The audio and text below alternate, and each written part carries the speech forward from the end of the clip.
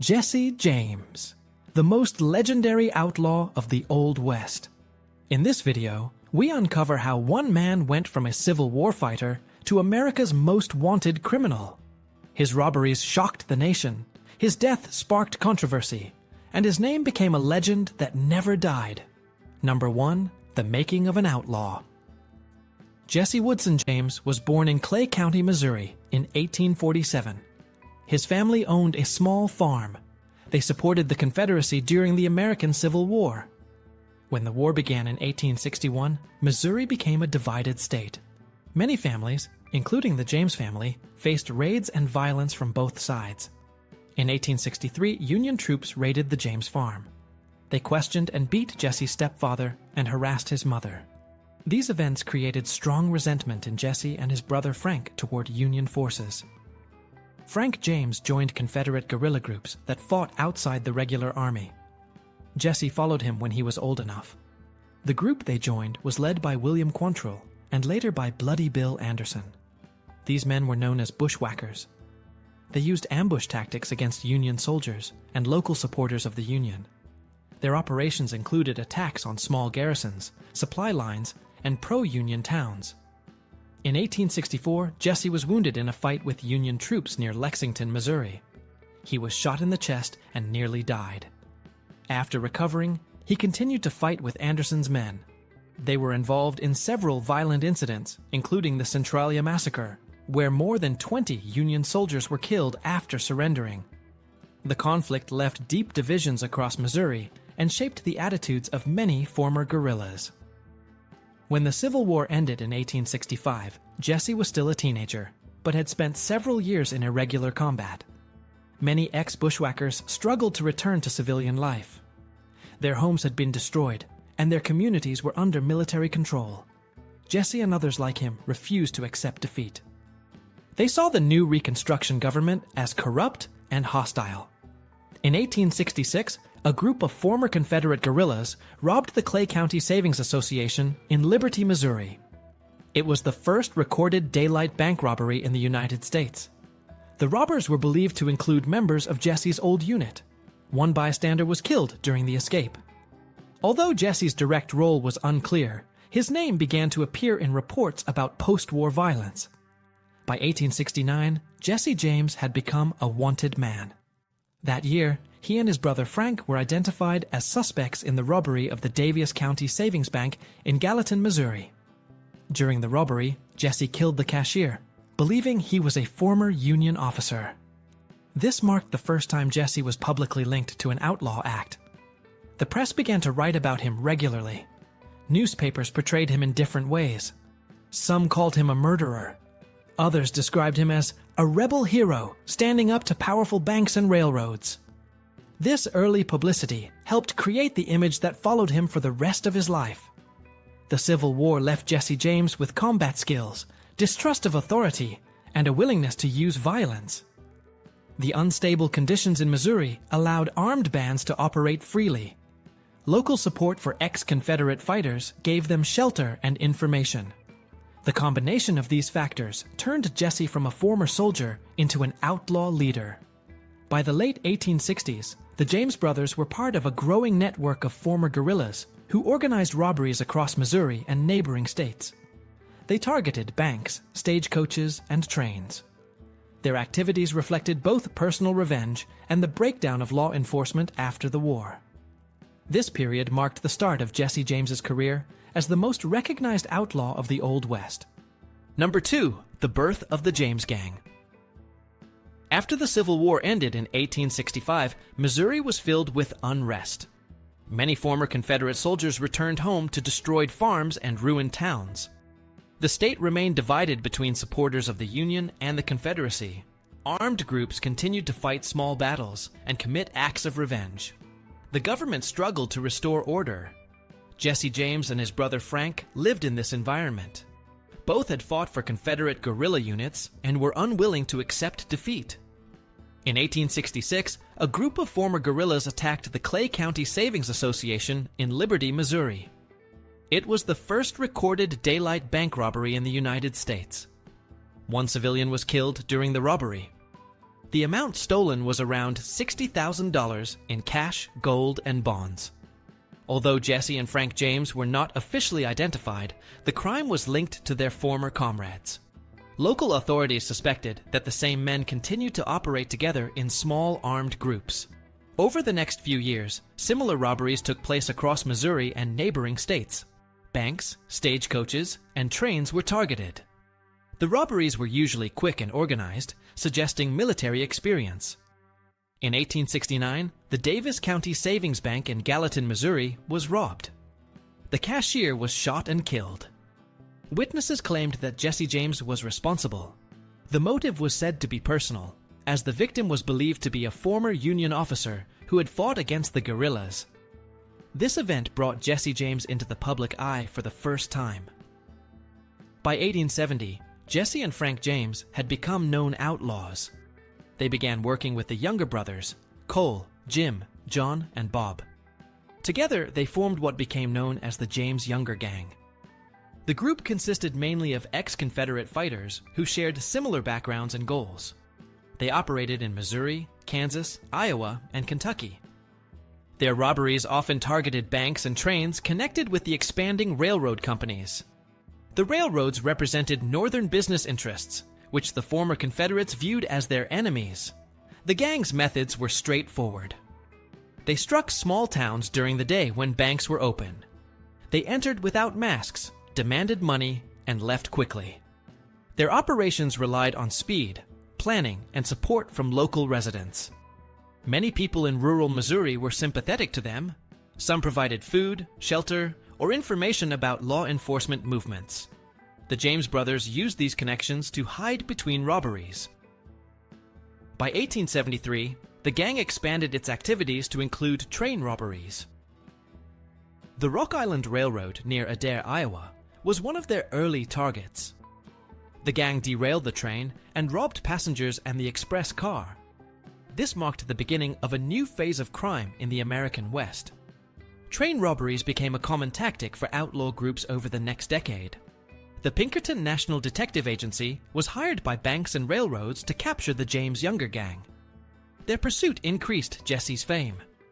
Newspapers began publishing stories about the robberies. Some portrayed Jesse James as a symbol of Southern resistance against wealthy Northern corporations. Others described him as a dangerous criminal. The growing media attention turned his name into a national topic.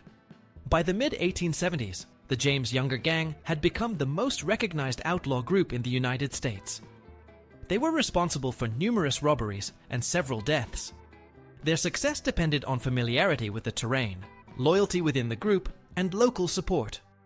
Each robbery increased public interest. The combination of violence, politics, and publicity built the foundation of Jesse James's legend and marked the rise of organized outlaw activity in the Old West. Number 3.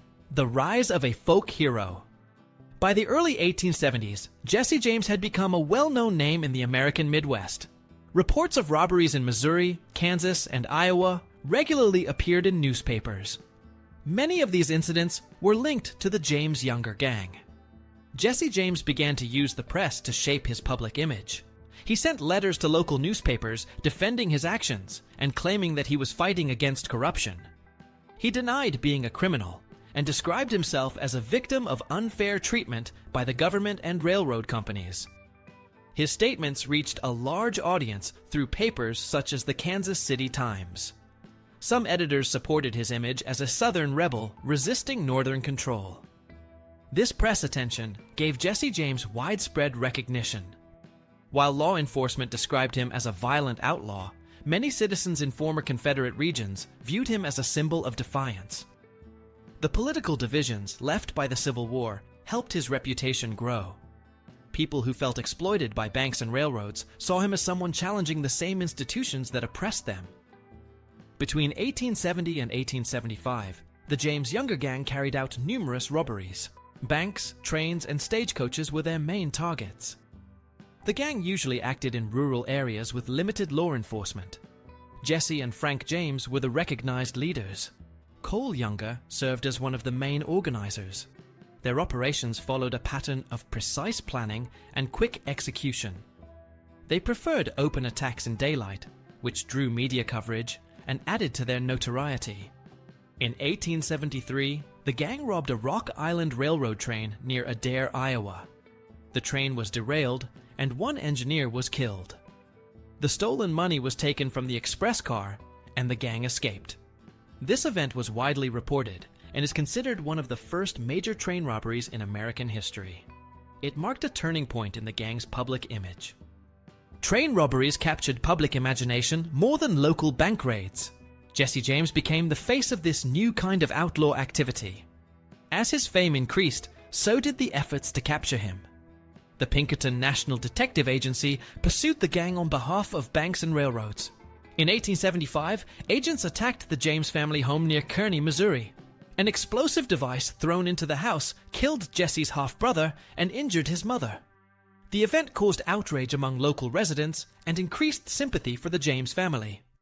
Public opinion in Missouri turned against the Pinkertons, and Jesse's reputation as a persecuted man grew stronger.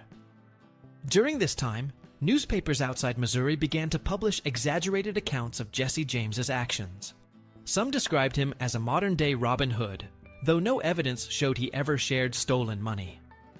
The stories, often based on rumors, made him one of the most famous figures in the post-war West. The public's interest in him continued to expand through dime novels and traveling shows that used his name for promotion.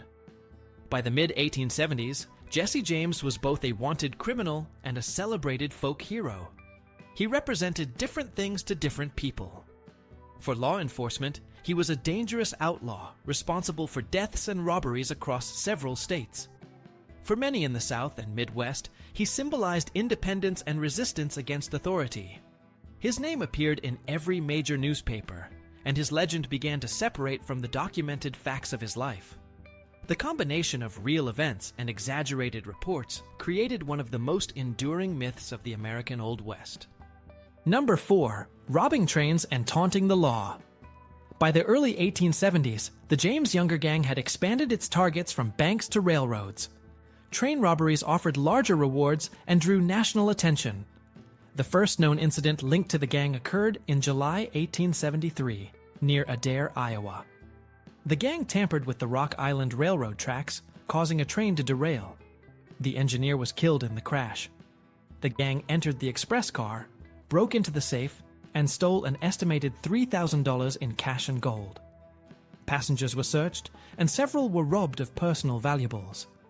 Reports identified Jesse and Frank James as leaders of the operation.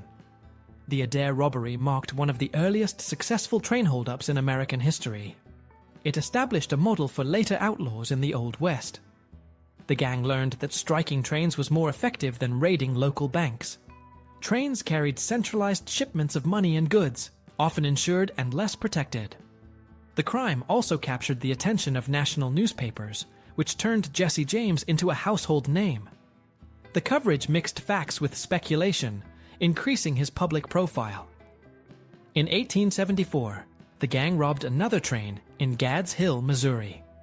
The Missouri Pacific Railroad was stopped by armed men wearing masks. The robbers removed valuables from the express car and took money from wealthy passengers while leaving ordinary travelers alone. This selective behavior added to Jesse's growing image as a rebel rather than a simple criminal. The event was widely covered by newspapers, reinforcing his status as a symbol of defiance against authority. The increase in robberies pushed rail companies to hire professional detectives. The Pinkerton National Detective Agency was contracted to track down the James brothers and their associates.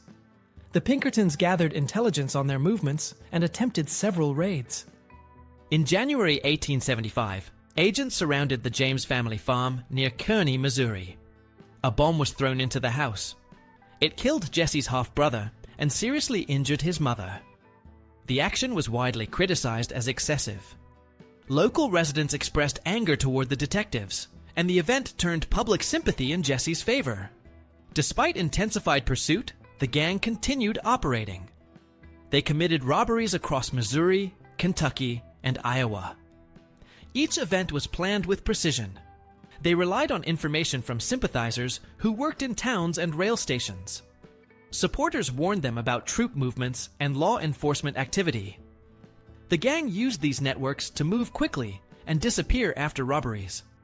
Many local residents helped hide them, either out of loyalty or fear. In 1876, the James Younger Gang targeted the First National Bank in Northfield, Minnesota. The plan involved simultaneous attacks on the bank and nearby escape routes. The attempt failed when townspeople armed themselves and resisted. 2 gang members were killed, and several were captured. Frank and Jesse James escaped, ending the gang's large-scale operations. The failed robbery reduced their numbers and made further coordinated attacks impossible. After Northfield, the brothers lived under false names in Tennessee. They attempted to live quietly, but returned to crime within a few years. Jesse formed smaller groups with new associates, many of whom lacked experience and discipline. The number of train robberies decreased, but each incident drew major press coverage. The focus of newspapers had shifted from the crimes themselves to the man behind them. Jesse James became a symbol of the outlaw West, used in songs, dime novels, and public stories. Law enforcement coordination between states improved during this period. Rewards were issued for the capture of Jesse and Frank James, dead or alive. The Pinkertons maintained pressure, but Jesse avoided capture through careful planning. He used coded communication, disguised his movements, and stayed within communities that refused to betray him. His reputation as an outlaw, capable of evading every trap, grew stronger with each escape. By the late 1870s, Jesse James represented both a criminal threat and a form of national fascination. His robberies were not the most profitable, but they received the most attention. He understood that public recognition could protect him as much as firearms or loyal followers. Every article written about him made the legend larger. To the authorities, he was an armed fugitive responsible for murder and theft. To many others, he was a reminder of resistance against central power in post-war America. The combination of his crimes, survival, and widespread media attention kept his name active in national headlines and established the pattern of the American outlaw myth that followed him until his death. Number 5. Blood, Betrayal, and the Northfield Disaster. In September 1876, the James Younger Gang attempted one of its most ambitious robberies.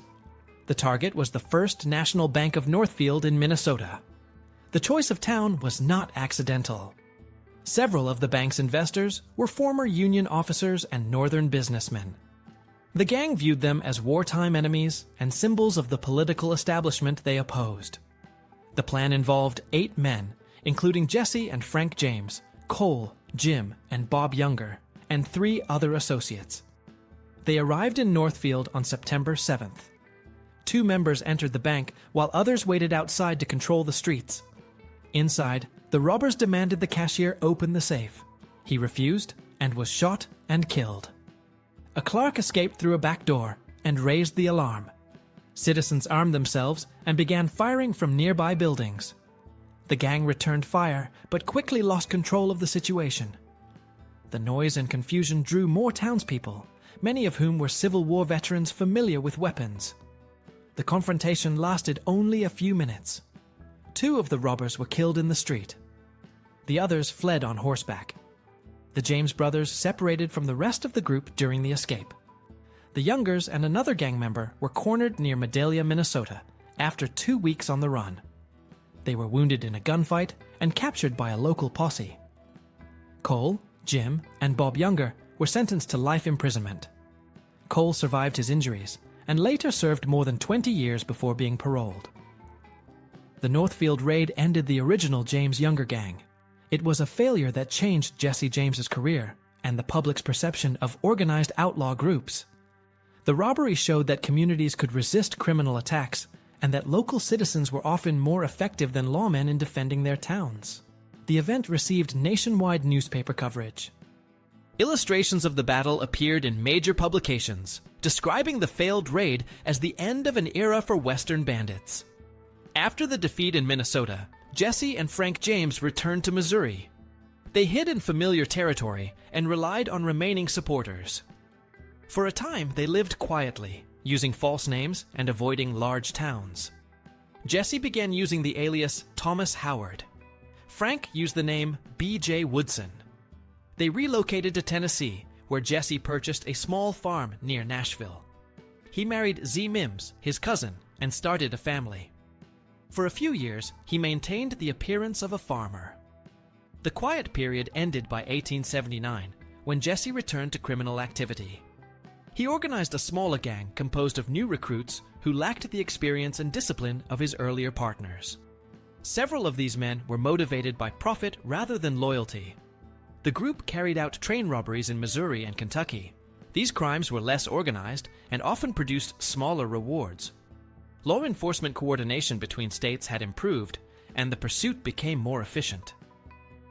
Frank James began to distance himself from his brother during this time. He was tired of the constant pursuit and the growing danger.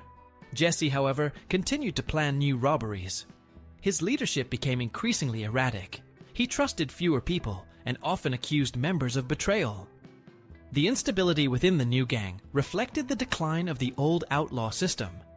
The economic and political conditions that had allowed groups like the James Younger Gang to operate after the Civil War no longer existed. The expansion of railroads, the growth of federal law enforcement, and improvements in communication made it harder for fugitives to remain hidden. By the early 1880s, Jesse James's circle had become small and unreliable. His former allies were dead, imprisoned, or retired from crime. The failures of the Northfield raid and later robberies showed that the methods of the past no longer worked. The age of large outlaw gangs was ending. Jesse continued to live under an assumed name, moving between Missouri and Tennessee, but his movements were constantly tracked. The Northfield disaster remained the key event that ended the organized phase of his criminal life. It destroyed his most trusted partnerships and forced him into isolation. From that point forward, his survival depended on secrecy and distrust rather than loyalty and shared purpose. Number 6. The law closes in. By the early 1880s, Jesse James was the most wanted criminal in the United States. His name appeared on reward posters across Missouri, Kansas, and Kentucky. The reward for his capture, dead or alive, reached amounts higher than those offered for any other outlaw at the time. The Pinkerton National Detective Agency continued to pursue him after years of failed operations. Their previous attempt to capture him in 1875 had resulted in the death of his half-brother and severe injury to his mother when agents threw an explosive device into the James family home. That incident increased hostility towards the Pinkertons in Missouri, but also hardened Jesse's resolve to avoid capture. Jesse James moved frequently between Missouri, Nebraska, and Tennessee using false names. He lived for several years under the identity of Thomas Howard. He bought small farms and posed as a family man, but he never stopped organizing robberies. After the Northfield failure, his gang had been reduced to a few new recruits. Most of his original allies were dead or imprisoned. The new members lacked the loyalty and discipline of the earlier group. Many joined only for money or fame, and some cooperated with law enforcement. Between 1879 and 1881, several train robberies were attributed to Jesse James and his associates. In October 1879, the Chicago and Alton Railroad near Glendale, Missouri, was held up. In 1881, another train was robbed near Winston, Missouri. 2 passengers, including the conductor, were killed. Witnesses identified members of Jesse's gang, but he managed to escape arrest. These incidents further increased the pressure from the Pinkertons and local law enforcement. The railroads offered new rewards and funded the expansion of detective networks. During this period, Jesse became increasingly cautious and distrustful. He rarely stayed in one place for long and limited his communication to a small group of followers. He used false identities for himself and his family to avoid recognition. His paranoia grew as informants began to appear in his circle. Several former gang members were captured and provided information to authorities in exchange for leniency. These confessions helped lawmen narrow their search. Frank James began to withdraw from criminal activity around this time. He moved his family to Virginia and tried to live quietly. Jesse refused to quit. He planned new robberies despite the risks. His leadership became more unpredictable, and he relied on younger and less experienced men. Among them were Robert and Charles Ford, brothers who joined his gang in 1881. They claimed loyalty, but were secretly in contact with Missouri's governor, Thomas Crittenden, who had authorized the reward for Jesse's capture. In early 1882, Jesse and the Ford brothers moved into a rented house in St. Joseph, Missouri. He continued using the name Thomas Howard. He lived there with his wife and children. The Pinkertons and state authorities were aware of his presence in the region, but lacked precise information. The reward for his death motivated the Ford brothers to betray him. They planned to kill him and claim the money. By this time, Jesse's life as an outlaw was nearing its end. The increased coordination between state authorities, the expansion of rail networks, and telegraph communication made it harder to remain hidden. His public image had shifted from hero to fugitive. The press continued to report his movements, often mixing fact and rumor. Each new robbery received widespread coverage, but the tone of reporting changed from admiration to condemnation. The same newspapers that once portrayed him as a folk hero now called him a criminal who could not adapt to the new order of the West. In the final months before his death, Jesse lived in isolation and fear. The number of people he trusted could be counted on one hand. His dependence on unreliable partners increased the danger around him. He knew that lawmen and bounty hunters were closing in. His attempts to maintain a normal life under a false identity failed as the attention of authorities grew. Every movement, letter, and rumor was tracked. By 1882, Jesse James had reached the end of his long escape. The Pinkertons, the railroads, and state authorities had invested years in pursuing him. His associates were unreliable, his family was constantly under threat, and the public's sympathy was fading. The law had caught up to him in every way except the final arrest. Within months, his own men would finish what the government could not. The long pursuit that had begun after the Civil War was approaching its final act, and Jesse James's criminal career was about to end. Number 7. The death of a legend. In 1882, Jesse James lived in St. Joseph, Missouri, under the name Thomas Howard. He rented a small house with his wife and children. He tried to appear as a quiet family man, but he continued planning new robberies. Only a few men remained in his circle. Among them were Robert and Charles Ford, brothers who had joined his gang the previous year. They were young and ambitious, but not fully trusted by Jesse. Unknown to him, they were in communication with Missouri Governor Thomas Crittenden. The governor had offered a large reward for Jesse James, dead or alive. He also promised the Ford brothers full pardons if they could end Jesse's criminal activity. On the morning of April 3rd, 1882, Jesse prepared to leave home for another planned robbery in Platte City. He ate breakfast with his family and the Ford brothers. Later that morning, he entered the living room. While adjusting a picture frame on the wall, he removed his gun belt and placed it nearby. At that moment, Robert Ford drew his revolver and fired a single shot. The bullet struck Jesse James in the back of the head, killing him instantly. He was 34 years old. His wife and children were in the house at the time. The Ford brothers surrendered to local authorities the same day. They were charged with murder, but quickly received pardons from the governor as previously arranged. The public reaction was immediate and intense. Newspapers across the country reported the death with large headlines. Crowds gathered at the house where Jesse had lived. His body was displayed in public, and thousands of people came to view it. Reporters described the scene in detail, and photographs of his corpse were widely distributed. Jesse James's death created both relief and fascination. For years, he had been one of the most wanted criminals in the United States.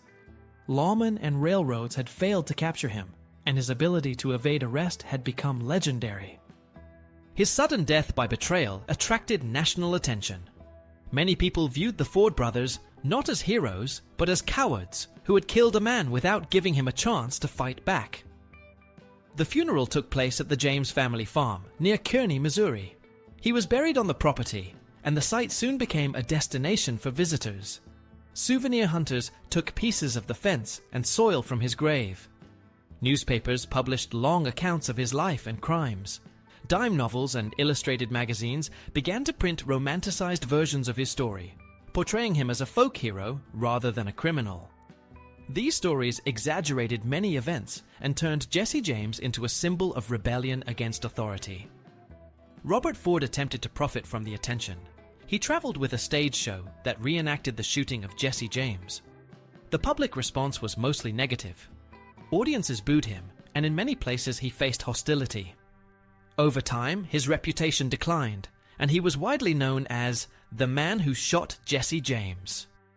Charles Ford later took his own life, and Robert Ford was killed in Colorado in 1892 during a saloon dispute. After Jesse's death, his brother Frank surrendered to the governor. He denied involvement in his brother's later crimes and was tried for several robberies and murders, but was acquitted. Frank lived quietly for the rest of his life, occasionally working as a lecturer and guide. The James family continued to live on the farm in Missouri, where Jesse's mother, Zerelda, received visitors who came to see the outlaw's grave. In the years that followed, the legend of Jesse James expanded beyond the historical record. Books, songs, and films presented him as a complex figure, both criminal and hero. His image became part of American folklore, often detached from the facts of his life. Some people even claimed he had survived and was living under another name, though official reports confirmed his death in 1882. Jesse James's killing ended one of the longest and most publicized pursuits in American history. His life had represented the violent transition from the Civil War era to the Industrial Age. His death marked the decline of the Old West outlaw tradition. The events in St. Joseph closed the final chapter of a story that had begun with guerrilla warfare in Missouri and ended with betrayal inside a quiet home.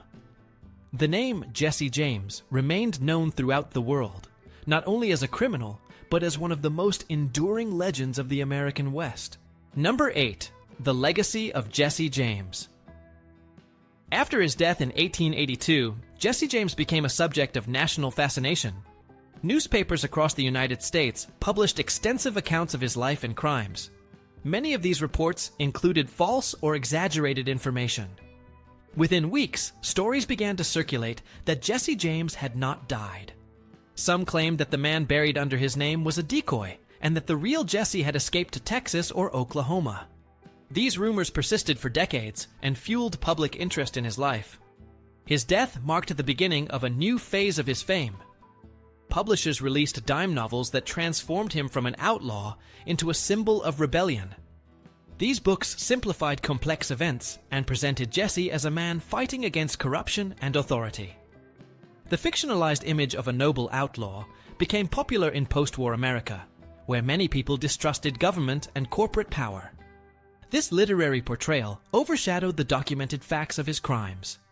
Folk songs about Jesse James appeared soon after his death. One of the most famous, The Ballad of Jesse James, described him as a hero betrayed by a cowardly friend. The song spread across the country and became part of American folk culture. It was performed for decades and later recorded by professional musicians. Through these songs, Jesse's name became associated with ideas of bravery and resistance rather than with murder and theft. The legend expanded further in the 20th century through film and radio. Early silent films depicted his robberies as daring adventures. Later, Hollywood productions repeated the same pattern, showing him as a misunderstood man driven by injustice. Actors such as Tyrone Power and Robert Wagner portrayed him as a tragic anti-hero. Western movies of the 1940s and 1950s used his story to represent the conflict between individual freedom and government control. Television adaptations in the 1950s and 1960s continued this theme, keeping his name familiar to new generations. Historians studying the post-Civil War era often cited Jesse James as an example of how regional conflicts shaped American crime. His early life as a Confederate guerrilla linked him to a broader pattern of violence that continued after the war. Researchers documented how the lack of law enforcement in Missouri and neighboring states allowed such figures to gain power. Over time, scholars separated the myth from the historical record, showing that his robberies caused many civilian deaths and that his actions were often motivated by profit rather than political ideals. Despite these findings, the myth of Jesse James as a folk hero remained strong. Popular culture continued to treat him as a product of a romanticized Old West. The rise of modern media expanded his image even further. Books, documentaries, and television series explored every aspect of his life, often repeating earlier legends. His name became shorthand for defiance and rebellion. Businesses and towns used it to attract tourism. Museums in Missouri preserved artifacts linked to him, including weapons, personal letters, and family possessions. In the late 20th century, forensic research attempted to confirm the identity of the man buried under Jesse James's name. In 1995, scientists exhumed his remains for DNA testing. The results matched samples from known descendants of the James family, confirming that the body was indeed Jesse James. This evidence ended most survival theories, but did not reduce public interest in him. The continuing fascination with his story reflected how deeply his legend was embedded in American culture. Modern historians describe Jesse James as both a criminal and a cultural symbol. His robberies and killings made him one of the most dangerous figures of his time, yet the legend turned him into an enduring figure of resistance. The contradiction between fact and myth defines his legacy. For some, he remains an outlaw who challenged authority. For others, he represents the darker side of post-war America, where violence replaced law and revenge replaced justice. Jesse James's influence extended beyond history. His name appears in music, film, literature, and even advertising. Artists and writers continue to use his image to explore themes of freedom, betrayal, and moral conflict. The constant retelling of his story shows how the boundary between fact and folklore in American history often disappears. More than a century after his death, Jesse James remains one of the most recognized names of the Old West. His life reflects the violent social changes that followed the Civil War and the creation of the modern United States. His legend demonstrates how public imagination can transform a criminal into a lasting cultural figure. The real Jesse James ended in 1882, but the legend built around him continues to shape the popular image of the American outlaw.